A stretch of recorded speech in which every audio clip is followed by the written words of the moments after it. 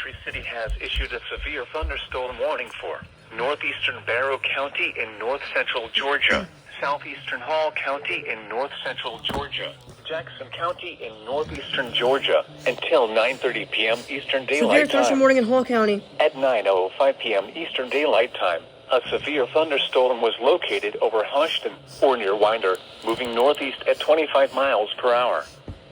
Hazard, 60 miles per hour wind gusts. Source, radar indicated. Impact, expects damage to roofs, siding, and trees. Locations impacted include Gainesville, Jefferson, Brusselton, Statham, Maysville, Arcade, Nicholson, Hodgson, Pendergrass, Talmo, Kendler, Peach State Speedway, Thompson's Mill, Chestnut Mountain, Road Atlanta Lanier Speedway, and Apple Valley. For your protection, move to an interior room on the lowest floor of a building. If you see wind damage, hail, or flooding, wait until the storm has passed, and then call the National Weather Service toll-free at 1-866-7-634-466 or tweet us your report at NWS Atlanta.